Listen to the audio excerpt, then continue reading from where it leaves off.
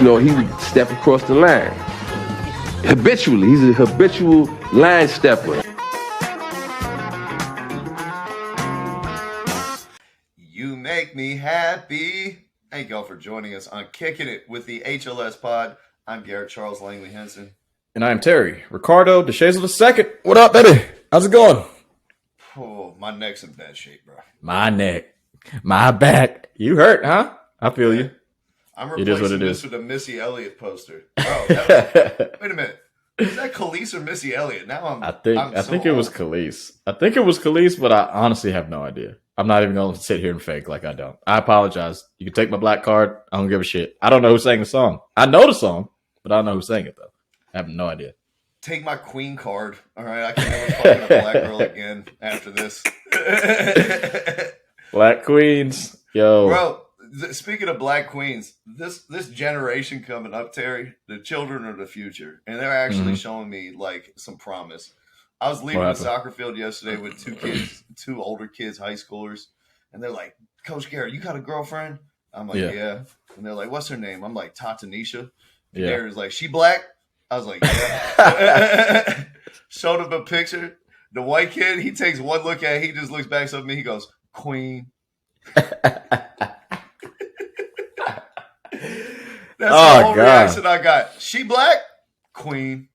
I'm just laughing the fact that you said Tatanisha and then he asked if she was black. Like, hey, look, we're moving in a positive direction these days, huh? That's not even like, I wouldn't even say ask the question.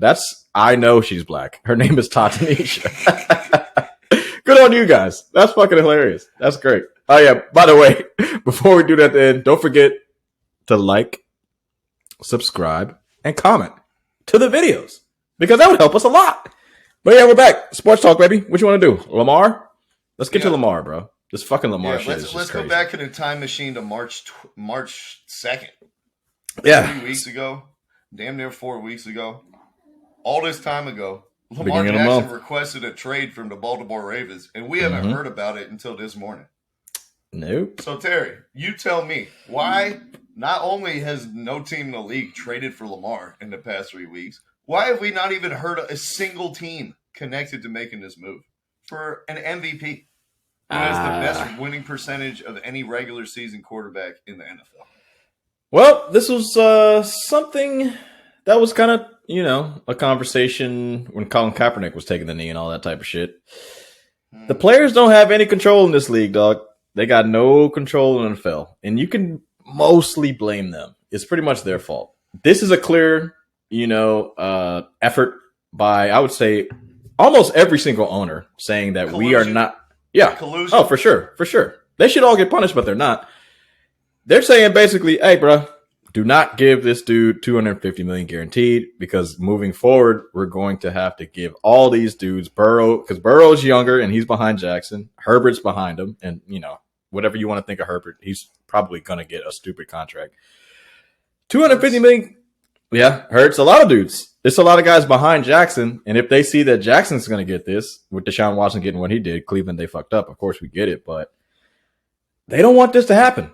And I can understand from a business point why you wouldn't want to do it. But at the end of the day, I think, when your TV contracts are fucking crazy amounts of money, you're going to have to start paying dudes. The salary cap's going to have to start increasing. And, if they want a real change, though, the players are unfortunately going to have to strike a season. You have to. Yeah, but they won't. We've talked about this for years. Yeah, talking about how the players need to squirrel away some money, the superstars specifically, so they can help take care of the rest of the league. Like when you got 53 guys on each team, you know what I mean? Like if just one of them isn't going to be able to eat for the next year, that's strike ain't going down. Like you not leave your brother out in the cold.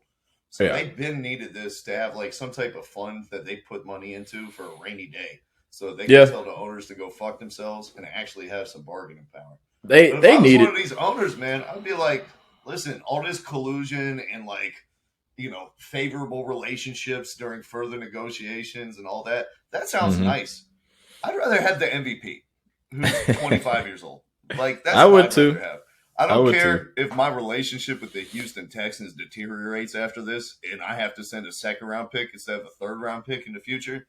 I don't care. Mm-hmm. I'll take the MVP on my team. And I can't fathom for a second why, like, not a single team has come forward to make an offer. He hasn't signed the franchise tag. Like, you don't have to give up 2 picks to go get him now. You can negotiate now that he's put in a trade request and not signed it. You could get Lamar for a 1 if you wanted to. Like, we don't know what the market is. So the fact that we haven't even heard, like, the Bucks, what the fuck are you doing with Kyle Trask and Baker Mayfield? Like, the Colts, you guys got Jonathan Taylor and a ready-made team ready to win. Like, you put Lamar Jackson and Jonathan Taylor in the same backfield, look out rest of the NFL. Like, if I'm the Falcons, you know what I mean? As much as I like Desmond Ridder, it's a completely different team with Lamar Jackson. So as much as I like this parody shit, and let's keep good relationships open with our trade partners, and let's make sure that, like, nobody, we don't reset the quarterback market. Fuck that. I'm resetting the market for Lamar. He's worth it. Yeah. I agree with you, bro. I definitely would too. But this is just like, you got to look at baseball, right? And because basketball has a salary cap. But in order for these dudes in baseball to get these stupid, fat, like, enormous contracts that they have, they went on 2 strikes, 2 almost season-long strikes. Yep. And the players and their players association is like, you cannot put any money on the line. You have to take every single dollar. You can't give any money back. None at all. Even when A-Rod went to the fucking Yankees, right? I think his contract was stupid until he was like 40. They were asking him, he was trying to give money back so he could get better players. He was like, I know the Yankees got a lot of money, but still, like, I'd like to help them out. Players Association was like, no, you take all the fucking money. You're not allowed to do this. We will sue you for your money and then give it to you, which is kind of crazy, but fucking Griffey Jr. is still like the 3rd highest paid player on whatever team that he fucking played for this season. I don't even know, but he was for 10 years. He was getting a lot of money. Yeah, their contracts are crazy. I think he did the Gilbert Arenas where they're like, he was like, you could stretch me and pay me over 20 years. Yeah, shout out to Gilbert, man. But football, they got a problem. And tell me if I'm off basis on this shit. And this is a bigger conversation, but we can get back to Lamar Jackson. I want to ask you a question. I don't like the NFL itself, like football itself as a sport. It's all right, bro. I'm not saying like it's the greatest shit I've ever seen in my life. There are sports that I like better, but how violent the sport is, it's also a team sport just like all the other ones. I just think that, and the schedule kind of helps out how popular the league is and how much money they make. Because like if there was an ability for like all the other sports to play this limited amount of games, have every game be as important as it is in the NFL, I don't know if it would be as popular as it is. I mean, you can say if I'm off basis or not. It's just like, I feel like they're in a lucky situation and they're taking advantage of like the players in a way, like just because they know there's nothing they can do about it. And every single NFL franchise, like the Houston Texans, is worth more than Manchester United or like Barcelona, which is like the biggest sports. It's fucking insane in the world. And it's like the shittiest team in the NFL who's never won or even come close is worth 3 times as much as one of those teams. So it's we understand that from the jump. But in terms of like what they can do going forward to make the league better, I think actually going towards guaranteed contracts is the way to go. I think so too. Like, it's just more transparency. And it's like, you can change the CBA and the team building aspect, the salary cap, whatever it is. You can change that in accordance with the guaranteed contracts. But like, we act like, oh, the contracts are non-guaranteed because there's 53 guys and we have to fit them into the salary cap and all this. No, it's just so that owners maintain leverage over players consistently and forever. And it's like, you easily could change the scale, make the contracts fully guaranteed going forward for every player in the NFL. And then, like, you would change the salary cap. You would change everything around it. Oh, sure. And owners would be like, why would I do that? Why would I needlessly pay more money? Well, it's like, one, your players, if you invest in the right guys, they're going to stick around for longer. And they're probably not going to have, like, career-ending injuries if they're playing, like, oh, I got to take 17 Toradol shots in my ankle to get through these last 4 games so I can get a contract for next season. Like we saw the corner with the Miami Dolphins and Cowboys. what was his name? The guy who from UConn who broke the fucking broad jump record, some Jones. I think it was like Byron Jones or something. Oh, okay. I don't know. But yeah, he just retired this offseason. He was like, I played the Dolphins last season. I had like 25 fucking shots in my body, like just to keep throwing, to keep going. Like, yeah, you have players on guaranteed contracts. Like, they're not going to be destroying their bodies so they can get back by week 14. Like, you're going to be able to actually count on that guy for next season, which is a good thing when you're building your team. Yeah. I just think like this whole thing is like penny wise, pound foolish, and it's set up like a system of distrust and no collaboration where it's like we're just trying to pull the wool over the other side's eyes every time. Like that's our goal. And what we should be is working together to make the league better and to improve the product. And like the way the labor relations are right now, it's not looking that way. And if I was Lamar Jackson, you know, I think it would be about time to consider hiring an agent. Now that I put out a request 3.5 weeks ago and nobody's talked about it. And like when you have an agent, you don't even have to put out a trade request. Your agent goes around and goes, hey, Lamar wants out. Who's interested? Hey, fucking, you know what I mean? Whoever it is, they drum up their interest. They're like, this is the potential price. This is the salary he's looking for. Like, you do all that pre-negotiating before you even have to put out a trade request. And so it tells me that he's hustling backwards in this moment. If he put this request out on March 2nd, and there's been no movement for 3.5 weeks, and you have some guy who's like your uncle who's an unlicensed NFL agent reaching out to NFL teams trying to negotiate with them, like, you're not going to get what you want. I understand you want to be a Maverick, and you want to be like a Kyrie Irving, Jaylen Brown, do things your own way. Like, I'm not going to fit into this white hegemony in this corporate system. I get it. But if you want to get that bag, you probably should. I don't know, man. It's tough, bro. It's a tough situation because, like, in a way, this is why all the talk around him is so confusing. Because, one, his websites and shit and his Twitter comments, his Facebook comments, wherever he's putting his stuff out, it's just all social media, and it Bro, just gets lost. The message that he put out on Twitter, like announcing the trade request. Yeah, I saw it. That shit was like written in the past tense. Like, he's gone from Baltimore forever. He was like, "We'll see each other again, maybe." Like, I don't know, man. Bro, you still on the Ravens? Yeah, he is. The NFL is just fucked, bro. Like, they're just making it hard for me to like give a fuck about them sometimes, and they always like to act. I'm not even gonna get off track.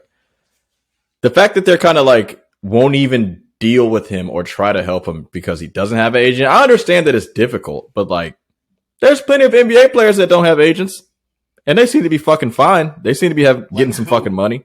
Kawhi, his fucking uncle is his agent. Yeah, he got fucking money. He has an agent. He's just his uncle. Hey, is he a real agent or he just fucking faked it? Somebody needs to get a fake license then.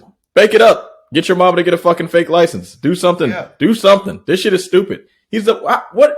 Do you think he's a top 10? He's a top 10 player, right? Player. Yeah. He's top 5. Is he? He's a top 5 player. This is silly. This is the silliest shit I've ever seen in my life. Like, I don't understand why a quarterback who won the MVP in his second season. Oh, but he didn't win a playoff. Okay, he didn't win a playoff game that year. Next year, wins a fucking playoff game. You know, like, he plays every single game in his first 3 seasons, missed 8 games in his last 2. And everybody's like, oh, we can look at that little injury prone. He's a runner. We don't know about that. He had the most passing touchdowns and the most rushing yards in one season. He did that shit in one season. A fucking record. No one's ever done that. Like, led the league in passing and rushing. And this wasn't in 2013. This was 2 years ago. I don't know. 26 years old, man. Is it over? Is he going to be with the Ravens, or that's done? I mean, after seeing his Instagram post, it's like, I don't know how you go back. You know what I mean? Is. That's like when you break up with your girl on Facebook and then get back together a week later. Like, I don't know. It's still just March, though. Like, there's still a really long time until there's even training camp and all that type of shit. So I don't know, but this is just strange, bro. You don't see this shit. Can I throw out something really crazy? Go ahead. What if the Steelers were like, yo, Kenny Pickett, You all right, but you not the truth. Like, we gonna move you in a first-round pick for Lamar Jackson, and we gonna same bring division, him to the other side of the division, and you're gonna be a Steeler for life, and we're gonna make the Baltimore Ravens regret this for the rest of their franchise history. It just takes one, dog. It just takes one owner. One owner is gonna do it. I think. I don't know. I think 200 million is just the number. I don't know if it exactly has to be Deshaun's. But at this point, I'm not sure if Lamar's value is going up. It's not going up. Like, they're just keep harboring over $200 million because the league has already sent you a message that we will collude and do everything illegal that is possible to prevent you from getting $200 million. The league basically. You're not getting $200 million. You're not getting it from the Cardinals. You're not getting it from the Saints. You're not getting it from the Barcelona Dragons. The Falcons. The Falcons said it. The Panthers said it. The richest dude in the NFL is like, nah, I can't do it, dog. Sorry, brother. I tell you what about the Falcons. It's like, you got to keep in mind who our coach is. He's an offensive lineman at UNC. Mm-hmm. He's a billionaire who chose to grind and sleep on couches and be a grunt and work his way all the way up through the NFL. Yeah. All the players that we've rewarded. Jake Matthews, long-term contract, left tackle. Chris Lindstrom, right guard, highest paid guard in NFL history. Grady Jarrett, defensive tackle. Just signed David Onyemata, defensive tackle, big money. Jesse Bates, number one safety in the league. It's like, none of these are what you would consider in a modern NFL like premium positions or pillar positions that you invest the most money into your team around. He's sending a clear message. He's like, I'm going to invest in grinders and guys who want to get in a fight in a phone booth every single weekend. And guys who are going to set the tone and the standard for the entire franchise, who are going to show up to work every single day and hold their teammates accountable. This is part of why Julio Jones was gone immediately. It's like, oh, you're not practicing? You're not setting the standard for your teammates? Like, you think you could just show up on game day? Go to Tennessee. And it's like, with that in mind, I see him being very hesitant to, like, go out and reward somebody who's been outside the building, who's been, like, having drama on social media, who's making storylines for the franchise. I see him being very hesitant to go reward somebody outside the building with that type of contract, when the only people inside the building who got rewarded like that were the people who showed up to work every single day and set the standard. So I think that's the biggest thing holding us back. It's like, I don't want to send the message to the rest of the team that this is what we reward. That you can work your ass off for 3 years, and then we'll go, like, bring in some other guy who's never had a second invested with us, and he's going to take your spot, and we're invest all our resources in him. Don't believe the hoopla. Lamar's a hard worker. Like, this is all on the Ravens. No, I'm not saying that. No. I'm just saying he wasn't in the building. They didn't see him working. Like, it's a different thing rewarding the guys who have been there, who you've seen establish that culture every day. And it's a different thing, like, bringing somebody from an outside organization and giving them more money than all of your guys who worked their ass off to establish that culture. And be like, everything that you guys did, that was cute. But now we bringing in the man. No, I disagree. The dude's him. He's a fucking top 5 player. Like, all that shit. I do it too. I'm just talking about Arthur Smith's perspective. Why I think the Falcons won't. Fuck Arthur Smith. And now, do you believe Rossini's fucking report? You believe Rossini's report now? He publicly said, I'm not going to take him, which is still really fucking dumb. These guys it's a cult, dog. It's an absolute cult. It's absolute horseshit. And basically, they're saying, fuck Cleveland. We're not going to do what Cleveland did. They can go fuck themselves and Deshaun Watson, which I'm okay with it. I get it. Y'all can reset the market for Cleveland, but not for the NFL. Yeah, look, I get it, but this shit is wrong. You guys are going to have to penny up one day. You know what I'm saying? And honestly, this Lamar situation is bad. I can't wait until Joe Burrow has to get paid. They better do it quick, because Cincinnati, we already talked about Cincinnati was trying to, like, take away or like Terry, the Joe insurance. Burrow's white. They're going to give him $300 million fully guaranteed. Okay. What are we talking about here? Okay. We'll see about that in Cincinnati, but we'll put that on the back burner. We'll see how much the narrative shifts. They're like, oh, he's a locker room leader. He's so dependable. He leads all the troops. All the intangibles. From the neck up, he's the perfect guy you want. Lamar flip it all the way around. They're like, listen, we're not just paying for a quarterback. we're paying for a coach on the field. Yeah, that's what they're gonna do with Joe Burrow. Come on, man. I doubt he'll get 300, but with the Lamar shit, he'll get the 2. He'll get what Lamar wants. Joe Burrow will get what Lamar wants. We'll see. I don't know, buddy. Cincinnati's cheap. San Diego or Los Angeles now. Them boys are really cheap. So Herbert might be out there wishing he fucking got traded quick. But anyways, all I was going to say was player on his team, Austin Eckler, gone quick. NFL, shout out to the NFL. They always do this bullshit, and everybody's just like, I don't give a fuck who's on the team. I'm going to root for the boys. The boys are going to get it done. Fucking mindless fucks. But anyways, Lamar, any information that's been out there that's been like bad information, like he's not a hard worker or any of the bullshit that they think he's put out on Twitter, I feel like that shit is just straight lies. And at this point, he sucks at marketing himself as an individual, but the dude is a hard worker. Like, we didn't even hear that he didn't go to the playoff game because he was sick. It's not because he just didn't want to go. Dude was fucking blown out, had the flu, and I just heard about that shit yesterday. Now we're just hearing about a fucking trade request he put in since March 2nd.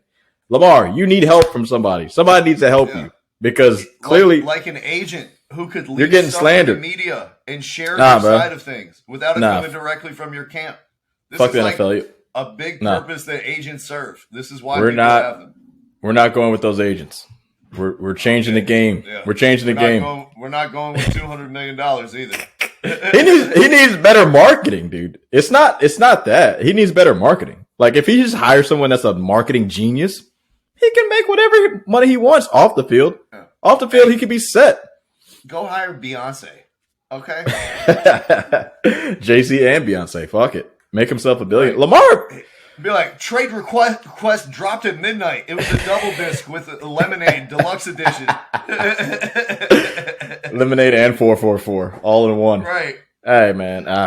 Who do you think he's going to play for, though? 200. That was Lamar's album. What's the most likely situation? What do you think Lamar is actually going to – where do you think he's going to end up? I'm going to say the Indianapolis Colts. You think the Colts are going to go out there and do it? Yeah, I think we still got a couple weeks before the draft. You know, they got plenty of time to talk themselves into Anthony Richardson. But I think they take a good, long, hard look in the mirror and they say a bird in the hand is worth 2 in the bush. We know exactly what Lamar Jackson is in the NFL. We're still projecting what Anthony Richardson could be. Let's not fuck around. Trade the pick. So put him with Jonathan Taylor. Like, let's have the most unstoppable run offense in the history of the NFL. What are we waiting for? It's time to stop fucking around with Phillip Rivers and Matt Ryan and Carson Wentz and Jared Stidham and whoever else they're going to put back there. Stop fucking around. You got all pros on the defense. You got an all-pro guard. Go get your boy, the last piece of the crown jewel. That's what I think as of right now, and it always changes, but as of right now, March 28th, 2023, I think the Colts is probably going to be his best option.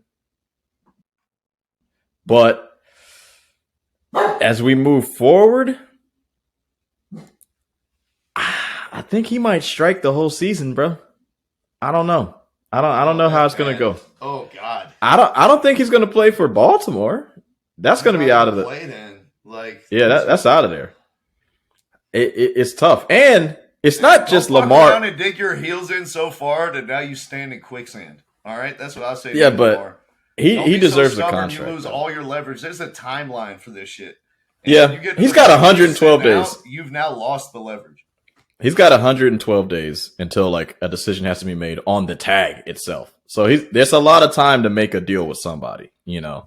But the sad thing is, it's not just him versus the NFL. It's like him versus the NFL and the media and like a bunch of shit because the media is not helping him out either. For as many shows as there are with like NFL players on it, everything in between, Sports Center and like all the Fox shows with no players on it, they're all spewing out bullshit. Like the shit that I heard the other day, 2 days ago, was the Ravens aren't really that worried about it. They won 2 Super Bowls during the Brady Manning era. We won with Joe Flacco and we won with Trent Dilfer. I was like, okay, now we're just saying whatever we want. Since the year 2000, we've won 2 Super Bowls. We're not worried about it. The Brady Manning era? That's what we're doing? is Ray Lewis and Ed Reed coming back to lead that defense? I mean, they got a good defense, but do we really think they could win the Super Bowl with anybody as a quarterback? Come on, bro. No. They made Joe Burrow really fucking struggle for it. Honestly, if I'm Lamar Jackson and you guys say that shit, like, get out of my face. Like, I'm out of here. If that was the media. You really think about me, if that's how you really think about me, I'm out.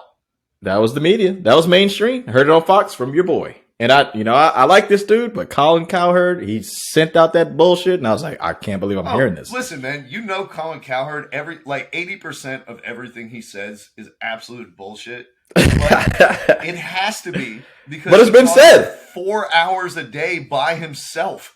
It's being said though. That's the problem. It's being said. No one's saying like I can only hear, and maybe from a few dudes that weren't players, but like it's all players that are saying positive things. He's like a lawyer who's having to pull like double duty, and he's like the prosecutor and the defense, and he's like cross-examining. Can I cross-examine myself on the stand, Your Honor? That's his whole show for 4 hours. It's like, what if this happened? But actually, you should consider this other angle. But really, if you go deeper into the box score, this is what you really see. And at the end of the thing, he's made like 8 contradictory points. And it's been an hour and a half. And Jordan's like, I quit. How about that? I'm out of here. Hey, Garrett, I'm going to just tell you this. You know, with all the promise of the Chicago Bears and all that, this shit right here is fucking doing it again. They're doing it to me. I'm not liking this shit at all. I might do it again. I might not watch football again. And you might have to dig in and be my NFL guy. Hey, this is bullshit. What are you talking about? The NBA would never do this. Lamar Jackson's a top 5 player, like you said, right?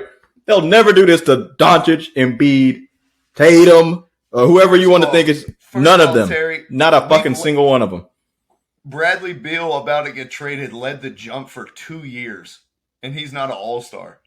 Imagine if an actual top 5 NBA player put in a request. Like Jason Tatum was like, yeah, I'm done with the Celtics. This is a fucking... No, bro, this isn't just a request. I'm talking about they won't give this dude a fucking contract for what he's worth. This dude, Lamar Jackson, is worth what he's asking for. I feel you, but I'm saying even beyond that, if the Celtics were like, yeah, we're not paying Tatum, 29 other teams would be like, okay, we will. Like, there's no that's what I'm saying. In the NBA being like, oh, that's what I'm saying. We don't want to give Tatum a supermax either. They'll be like, all right, come on over, man. I'm just saying, I'm just not trying to watch a fucking product in which they don't care about the fucking human beings that are on the field. Like, I get it's a business, but at a certain point, it's like, come on, bro. This is fucking bullshit. I'm good. There's a lot of other sports to watch. I'm fucking fine, dude. Get it done. And I'm just one person. I can't change the world. They cared about the human beings on the field when the Bengals are petitioning the state of Ohio to change workers' comp laws, so they don't have to pay their injured players. And you thought they cared about the human beings on the field? No, that's what I'm telling you. I know, but you know me. I'm a man of my fucking word. If I'm not about to watch the shit, I ain't watching the shit. I ain't watched the fucking World Cup. And you were like, "Hey man, I don't know. I put the business. I wrote my article. I gotta watch it." I was like, "Nah, fuck that. I'm good. Yeah. I ain't watching it." They can suck my dick. Man, you did your part by not watching. I did my part by spending 2.5 months to write a 30,000 word article.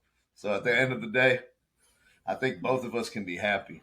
But like you said, man, MVPs don't grow on trees. And the NFL, like, sooner or later, one of these teams is going to wake up and break out of this collusion shit and realize we have a perfect opportunity to drop a young MVP player into our current squad. And to hell with the Texans and the Jets in our relationships in the collusion. We're going to fucking win, and you guys catch up to us. Somebody's got to do it. Yep.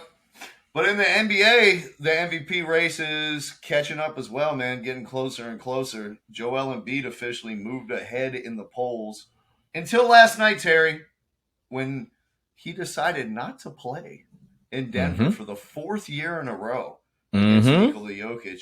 In a matchup that we were all looking forward to. I had it pre-programmed on my DVR. I drove home early from work. I didn't stop at the grocery store. I ordered Instacart and paid extra to get my groceries delivered so I could make it home on time for tip-off. Jokic and Embiid, best 2 players in the league, right? Right? Yep. Wrong. Embiid, he was on a wanted poster, but he wasn't on the court. How did Embiid just lose the MVP by refusing to show up, by looking scared? by being like, oh, it would be better for my case if I just kept my numbers how they are and I don't take a loss against Jokic. If I never play against him, I can never lose. Yeah. Let me get my resolutions right. Let me make sure I'm sharp. For those of you guys who don't know how television works, that was A block. This is now B block. So I need another beer for B block, and I need some Tylenol for my fucking neck, which is about to fall off my body. Yeah, I know your neck hurts crazy. But this is it, brother. The NBA regular season, what you thought of what it was, is now dead. That's it. We're going to have to change it. Because this was the biggest story that the NBA had for at least since Christmas. And for the fact that they just let this shit happen, this is it. That's the end of it, bro. Drop it to 72 games. You got to make it matter because this is inexcusable. Embiid, as a human being, if I had a fucking vote, you can't duck out of this shit. You're out of there, dog. You might be third place on my shit. If I had an official ballot, I might lose my fucking vote. Because I'd be like, you're 10th.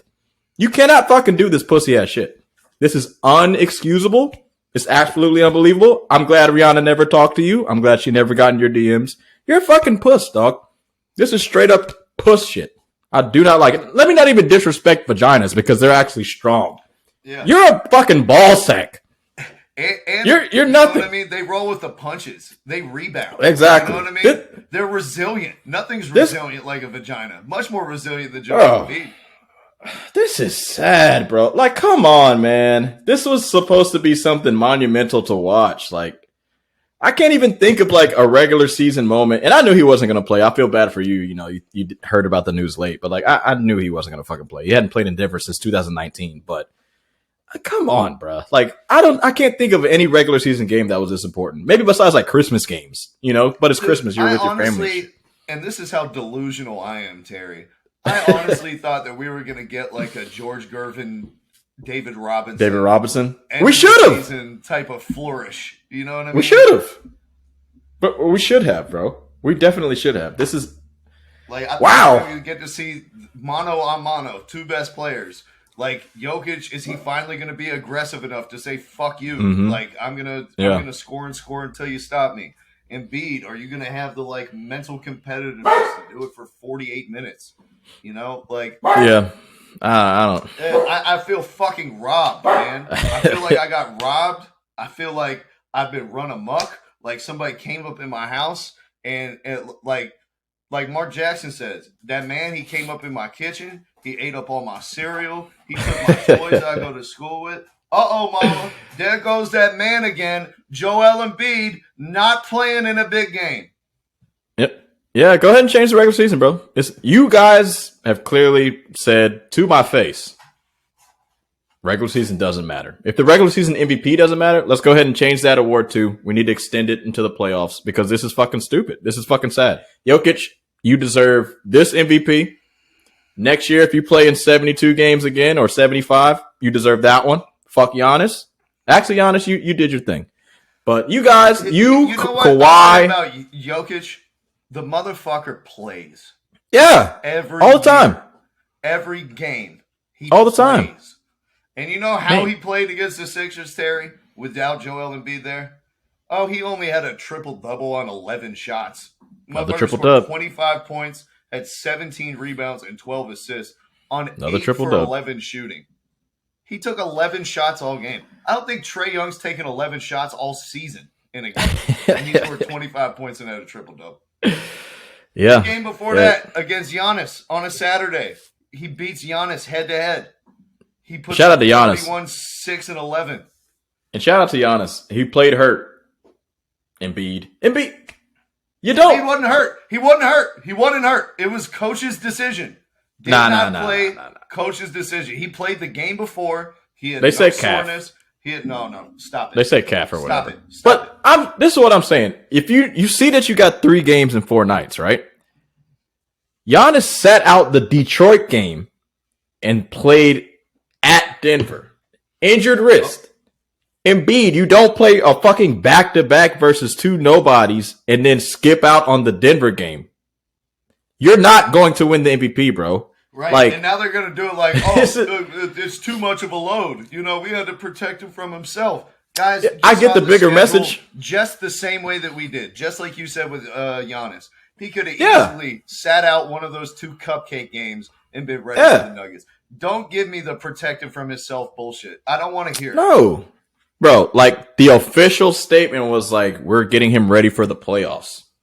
Like I said, the regular season's over then. The fuck do I need to watch any of the 82 games? If that's all you're worried about, you were the main one. You were talking shit about Jokic. Like the day before.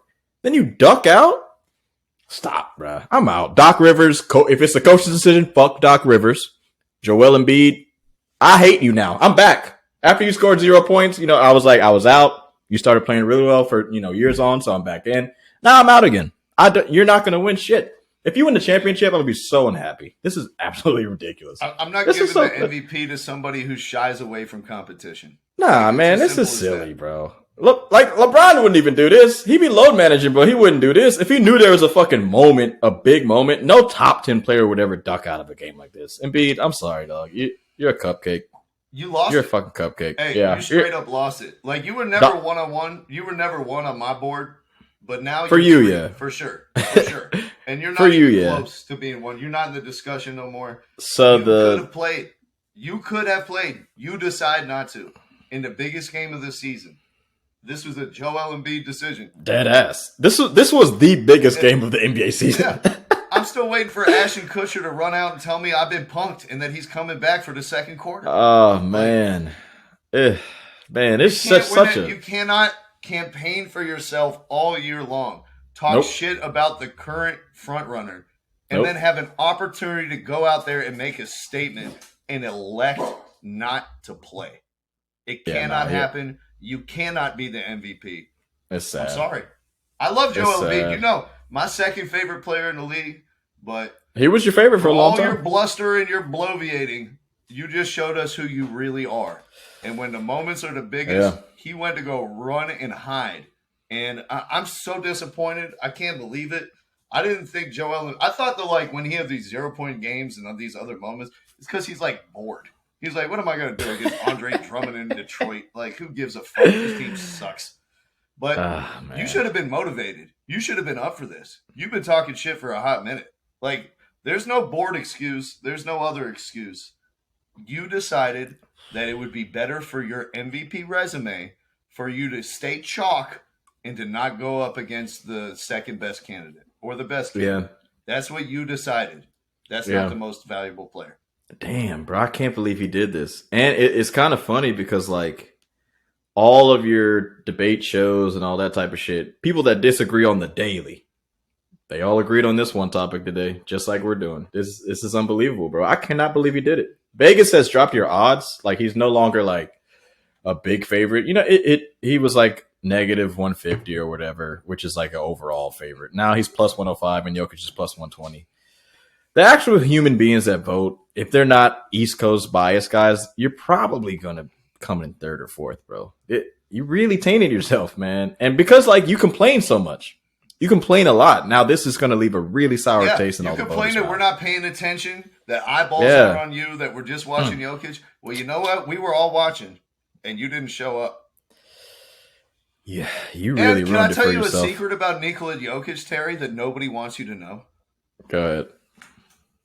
He's the best scorer in the NBA. Yeah, he's putting up 25 a game. It's on like 65% shooting from the field, dude. Yeah. Like, the only reason he's not scored 35 is because he's shooting it fucking 12 times a game. Like, he look at Jokic and they'd be like, oh, his best thing is a passer. He's an amazing rebounder. Yeah. He's the best scorer in the NBA. He just doesn't look to score a lot. He's still putting up 25 points on 11 shots. Like, that's insane. Yeah. Give this man 22 shots a game like Trae Young and see what type of stats he puts. Oh, he's going to be scoring crazy. Well, that's the thing. He does whatever he has to do to win. Because, like, we've seen him score 28. We've seen him score 27, 26. He can do all that. He can score almost 30.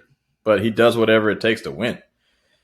I'm not going to talk bad about other people's games, but I think in a way I can agree with you, but it's hard to say. Like, I think he's up there. But I don't know. You think he's LeBron MVP now? was shooting 61% from the field in Miami. We were like, oh my God, he's the most unstoppable offensive force. Nobody and Jokic is shooting like 5% better, and he's hitting more threes. And we're like, he's not really a scorer. Yeah. Well, it's the only difference is like LeBron was like getting, I think like 28, 27, something like that. It might have been lower, but I don't know. It's I think it was like 27. I mean, Jokic's getting 25 with more rebounds and more assists. Like I don't know what to tell you guys. The motherfucker is nasty. He's the MVP. I've been saying it all season long. He's good. And by the way, when they beat the Bucks, that motherfucker Giannis was trying. He was trying his hardest. You know, everybody who likes to say Giannis is the best player in the league. I'll tell you who else is trying too. Brook Lopez, and he was getting cooked by Nikola Jokic. He could have fouled out in the first half if these referees actually called every time Brook Lopez left his feet to block a shot. Like, he had this motherfucker in the spin cycle. Lost at sea. No map, no compass. Just a brother, Robin Lopez. Can you help me find the shore? No. Jokic is out here. A lot has changed in a week, man. The conversation is totally different after just one fucking week, man. You know, we were talking about Denver and their whole bench problems, and they still got problems, but they kind of started to kind of pick it up. We were scared Sacramento was going to overtake the 1 seed. Sacramento has been playing like shit. Embiid, it's over for you, dog. You gave it away. You handed it over on a silver fucking platter. Sorry, buddy. That's done. I know you're sad. I'm sad too. This sucks. The NBA This is the moment. This is it. This is the moment, Garrett. I'm telling you. This season, weird fucking season. And it could have been salvaged by one night. It could have been salvaged by one night. Hey, and somebody, we got robbed. Somebody get this man a framed 27 dresses movie poster from when it came out. All right, make him feel at home with his destiny. Always the bridesmaid, huh? Not the bride. Never My the man. MVP. Always the runner-up. Never the first place winner. Hey, he ain't getting runner-up this year. You can mark my words on this. You think he slipped all the way to 3? I mean, I told you he did for it's me. Over. For everybody else. Bro, honestly, that shit was crazy. You're a wild motherfucker, to be honest. Like, even last week when you were saying that, that's very wild for you to have him third when everyone else was like, yeah, he's first. But, you know, you think for yourself. You're a man of your own, you know, thoughts. I like that. That's what I like about it. Goddamn right. I'm sorry I wanted to reward the guy who's the best record in the league, who's like a better defender than Embiid. Why do you keep saying that? Oh, you're talking about Giannis? You're talking about Giannis. Yeah, Giannis. Yeah, that's what I'm saying. Yeah. That's why Embiid third. It's like Giannis's team is better.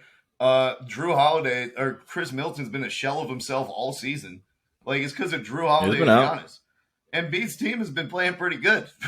Yeah. Like, nah, yes. I think it fucking James Harden all season like they were with Chris Middleton, and he still has the best record. James Harden missed a lot of games with though. a team that wasn't 100% all year, finished above Joel Embiid, who had a team that was 100% all year. So no, it wasn't. Why do you keep saying that? You know, Harden and Maxey missed a lot of games, right? You don't remember in the beginning of the season? Yeah, they missed like a month.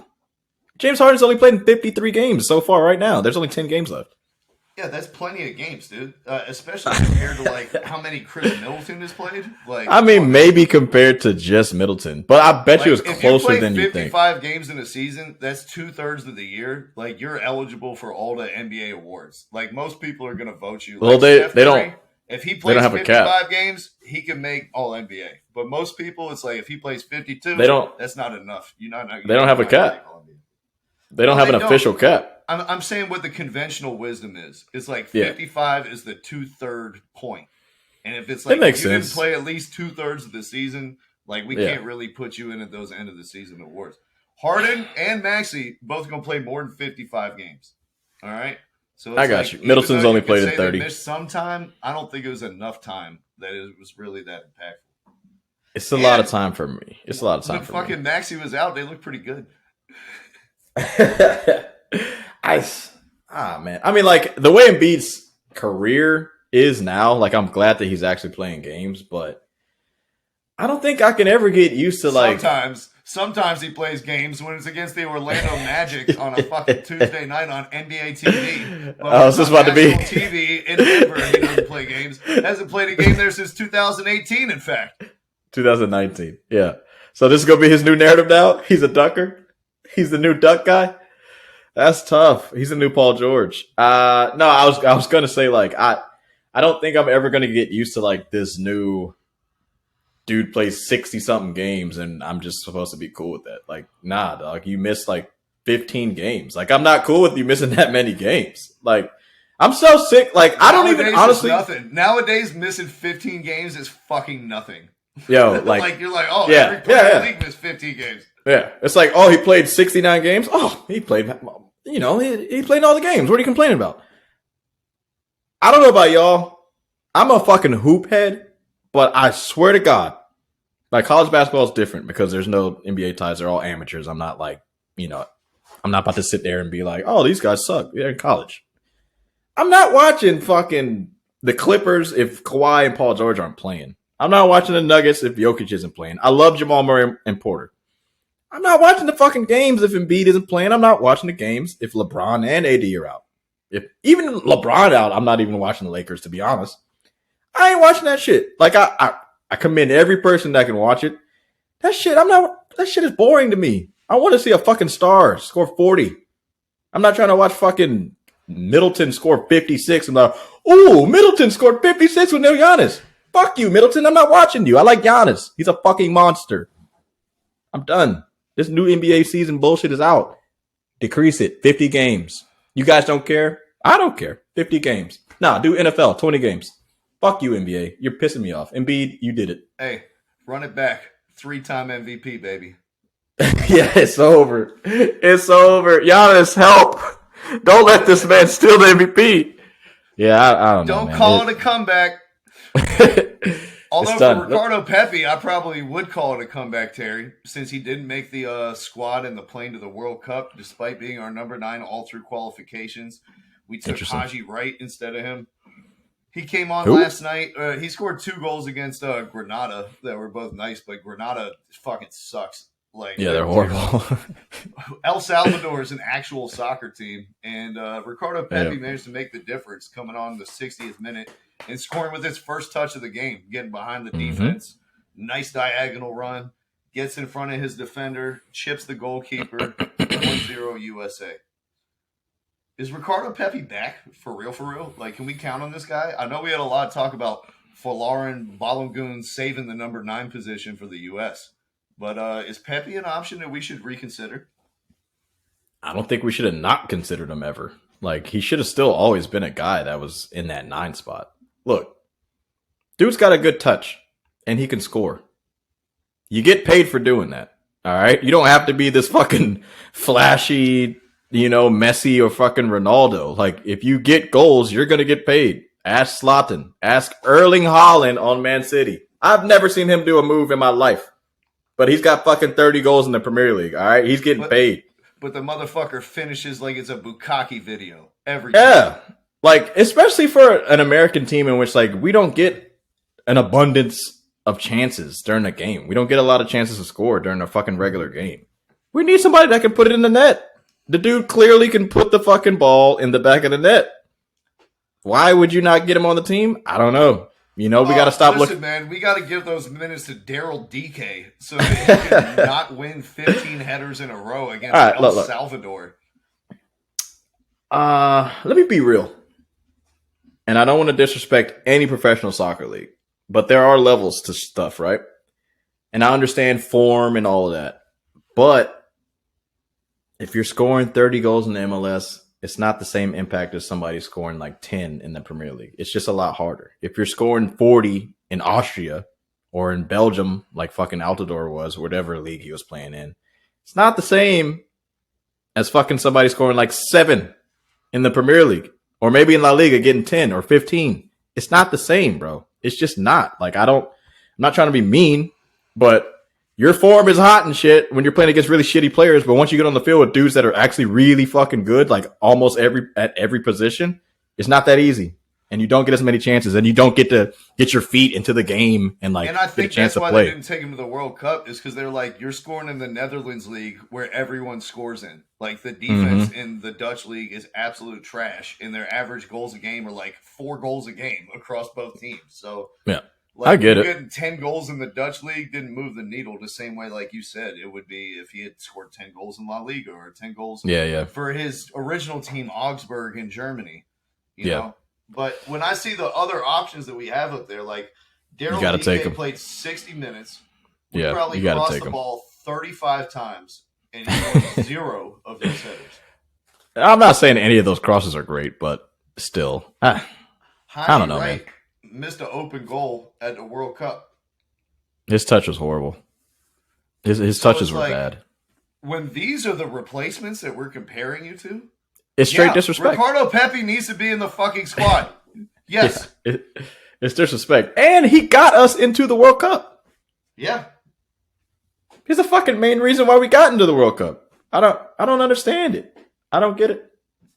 I really don't. I think he's back, though. You think he's back? He's the guy. I think he's back. I mean, that takes a lot to like pick yourself up off the pavement the way that we kind of left him behind and to regain your confidence as a guy who really does nothing but finishes. Like, because we lost a lot of strikers. Yeah. Yeah. It's like, so I give him a lot of props for having like the mental fortitude, you know, to persevere through that shit, going from the toast of the MLS to a scrub in Germany to a good guy again in the Netherlands, to being out of the U.S. team, counted on again, but we don't know even who the coach is. It's like during the last year, Ricardo Pepi, he's been like fucking Jamal Crawford his first 8 years in the NBA, playing for 15 coaches on 11 different teams. There's no continuity week to week. And somehow he managed to transcend all of that and score a really nice goal. So I think he's back. I think he needs to be a permanent part of the fold going forward. Probably should be starting at the 9 for us, like until we get, Folarin, of course. You see, there are already a bunch of Folarin jerseys at that game in the stands. Yeah, I saw that. I don't know, man. I mean, he just unfollowed everything to do with England on his Instagram. Like everything that's ever to do with England, he unfollowed it all. He did the social media thing. Smart move, baby. Smart move. Hey, I hope he does well. But at this point in time, I like Pep. Do your thing, Ricardo. Do your fucking thing. Because you remember the names that I talked about last time. Juan Agudelo. Never heard from him again after his fucking really good, outing that he had for America for a couple games. Teal Bunbury. Eddie Johnson. Disappeared. Who's the other dude? Josie, of course, we had him for a long time. Fucking Aronson. Johansson. Yep. Oh, Johansson. There we go. The Iceland guy, wherever the fuck he was from. Never heard from him again. Charlie Davies, he was unfortunate. He had a car accident. I think he probably would have been okay, but it's hard to tell, Bobby Wood fell off a cliff. Yep. Josh Sargent hasn't really been doing a whole lot for me lately. Yeah. Might turn into an attacking midfielder. We don't know. He might not be in forward. Hey, remember your boy, what's the dude? Left-footed tall guy? Shea? Bobby Shea? Was that his name? You know what I'm talking about? He played for FC Dallas. Brian they turned him into a left. Oh, God. I remember him. It's a lot of these guys. It's a lot of guys that had a moment, but I don't know. Is that who you're talking about? Who but fucking open goal against Belgium? This dude, man. Oh, I couldn't get over that shit. I could not get over that. Listen, dude, he just better be fucking lucky that he lives in America and not Brazil or anywhere else. Oh, God. Yeah, that. Whew. Man, that changed my night when he missed that. Because, I still had a good time. I remember that night, but, man, that would have been a fucking ball if we beat Belgium. That shit would have been dope. But anyways, I was in Ireland watching the game. Oh, man. I was in Ireland watching it with my USA shit. Everyone around is like, America sucks. Y'all are shit at football. Belgium's going to whip your ass. All this shit. Dude, after he missed that, I was trying to fight everyone in the pub. I was so bad. And then they caught me out on the street afterwards and was saying shit. I was with my mom drunk. I was like, what the fuck you got to say? My mom was like, Jesus, Garrett. Chris Wondolowski, you ruined a week-long vacation back in my fucking motherland. Oh, Wando from the 6 or PK spot, wherever it was really close. It's tough. But yeah, a lot of names. Hopefully. You know what I was happiest about, though, from that game? It wasn't even Ricardo Pepi returning and scoring a goal. It was Miles Robinson returning and playing like a beast at center back, cleaning up everything in the air, using his speed and athleticism to patrol the space behind the back line. Him and Ream, that might be a good partnership for the next couple of years. Hopefully Chris Richards can take over for Ream in the coming future, or Cameron Carter-Vickers. But, I mean, that's not a bad center back, like, rotation between fucking Miles Robinson, Carter-Vickers, and Chris Richards. Like, even if Ream retires, it's pretty damn good. It is. I don't know. America, I mean, we always think about it. I think this Taylor Booth made his debut. That's the guy I was telling you about. That's like another attacking. He used to be a winger. Then they made him a cam. You know, he looked like a Brendan Aronson clone with how he just sprinted the entire time he was on the field and looked to occupy those half spaces. Just a lot of talent coming up, man. We got the Gabi Slonina. We got Falarin Balogun coming. Pepi's back. It's looking up, man, for the U.S. men's national team. Made it to the semifinals of the whatever the fuck this bullshit league that we're in is. It's the CONCACAF Nations League. Sure. All right. We'll get to the semifinals in June, 3 months from now. I think they got it coming up, actually. We're in the semis now. I think it's in June. It's in June? Oh, really? It's in June. Yeah, it's in June. Yeah, we can change everything. Playing Mexico in the semifinals unless Panama scores 5 goals. Who's going to be in the finals? I think it's like Panama and fucking somebody shitty from the other side of the bracket. What fucking genius set that up? There should have been no possibility of Mexico and America. Fucked it up. They finished 4th.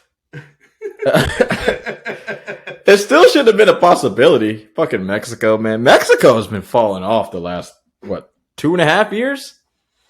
Bro, 3? Do they still have the same coach? I don't even know who's their coach right now. I don't think so.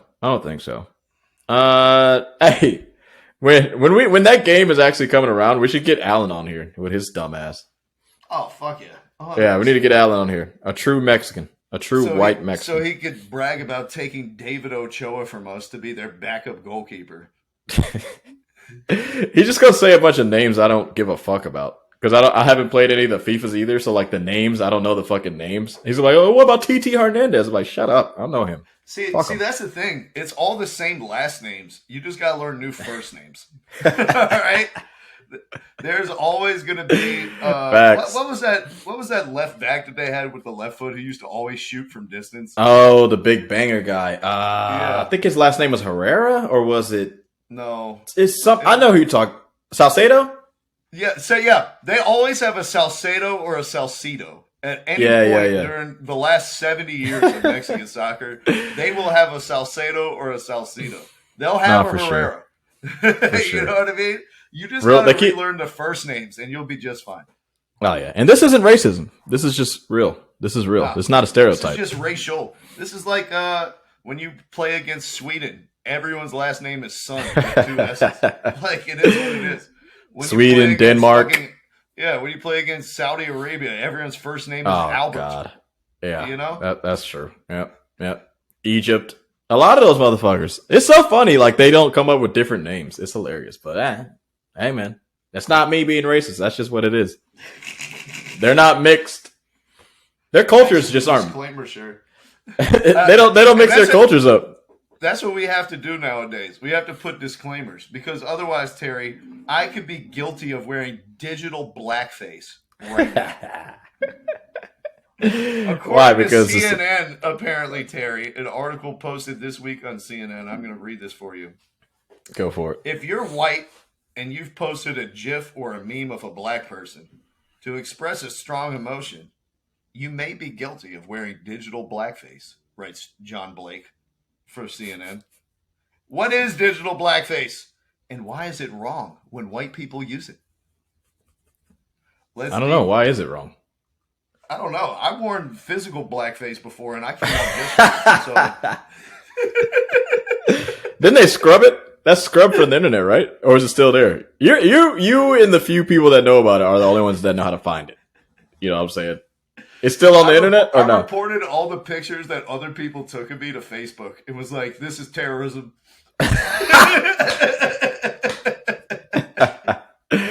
It was Waka Flocka Flame, 2000 and whatever year. I'm not gonna say the year. That shit was funny as a motherfucker, though. You're a wild boy, bro. Yeah, so I guess you could say I'm not too worried about digital blackface, but I do think it's fucking ridiculous, and we've come way too far, like on this end. That I like because you don't have the same color skin of me, like you can't. I can't use a same meme emotion that I'm feeling, or like the same disposition or the same outlook. Like this is gonna do more to divide us than it is to bring us together. And the more we do stupid shit like, oh, he put on, and now I'm gonna call somebody out. You use the meme of fucking Fabulous going like, oh, digital blackface. We caught another racist. We better report this to LinkedIn so they can lose their job. Like, how is this going to improve, like, an understanding between black folks and white folks? Like, how is this going to bridge whatever gap that there is in, like, modern America? If it's like, I can't even identify to you, or I can't even identify with you on a human level because you have a different color skin. I mean, it won't. I don't. It's just the left is just doing too much. We know the right is doing too much. I don't like this shit. I feel like everyone says that. Where the fuck is the middle? Huh? Everyone's like the left is too much, the right is too much. Can we get a middle then? Can we get somebody to represent the middle? Nobody's representing the middle because the middle isn't a fun stance. It's not fun to just be like, whatever. I don't give a fuck. Our representative would be Dwayne Johnson anyway. We get some fucking ridiculous. Nah, honestly, I feel like you and I are the middle. Like regular people who go out in their regular fucking lives, and I don't give a fuck about what people look like. I'll ask you any question. I don't care who you are. Or what you are, or what you identify as. I don't give a flying fuck because you're just a person. Hey, how's it going? How's your fucking day? Or, did you digital blackface today? Yeah, I'm not fucking with you. See you later. What the fuck are we doing? What are we doing, bro? Like, what are we doing? This is just stupid. Bro, we're at the point, Terry, where it's like, I got looks the other day from colleagues for calling somebody black. And like the white people in the room were like, oh God. Dude. Oh my God. He said the B word. He didn't call him African American. I was like, he's probably fucking Haitian. Like, what do you know? Yeah, he might not be.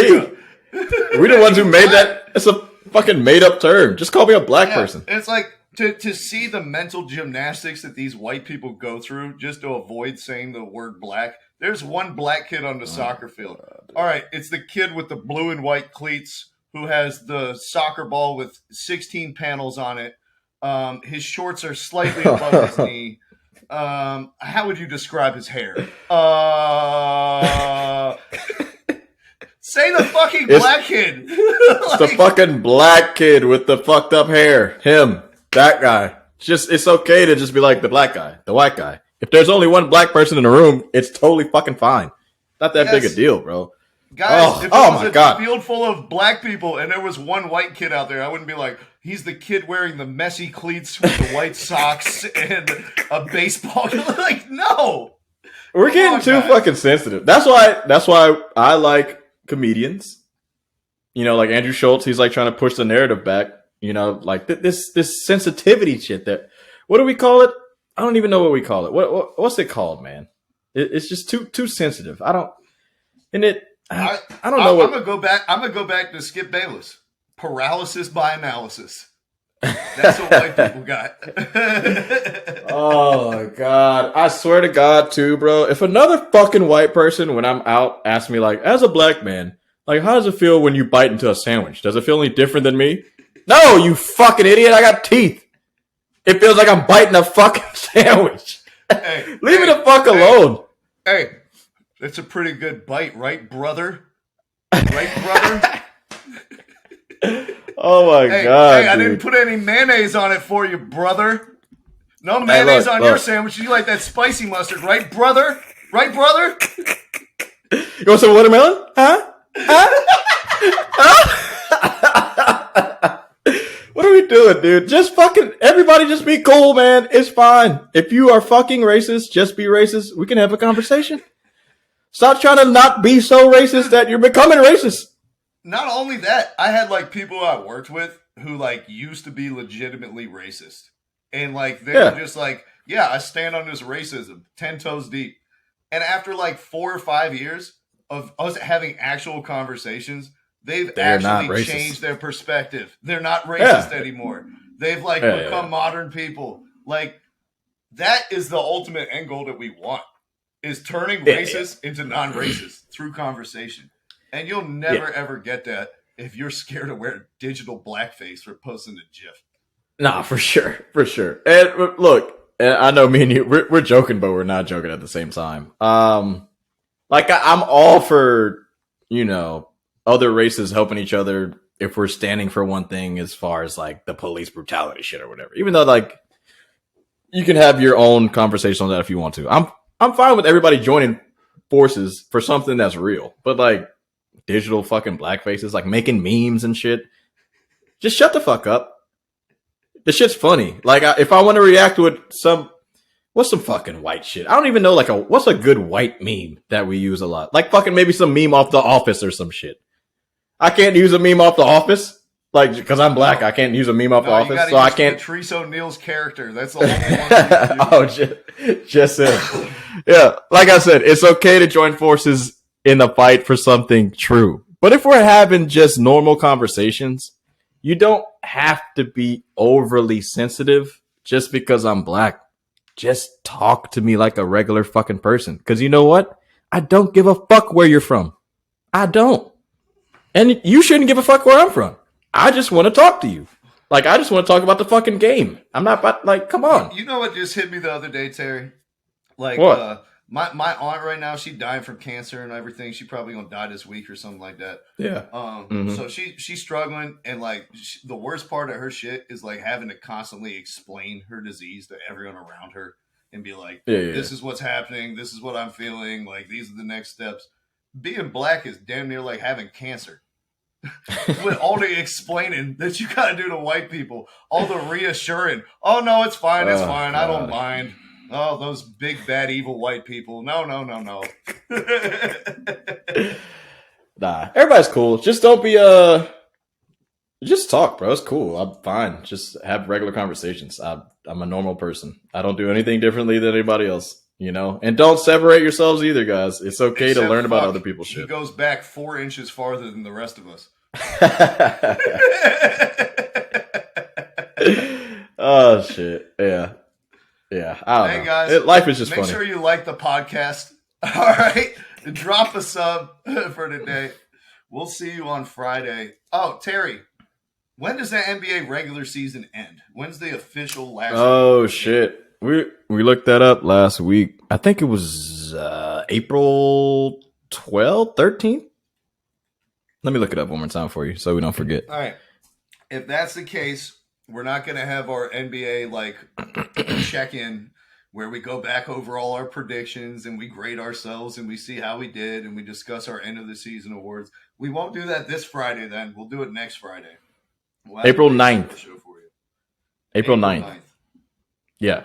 Perfect.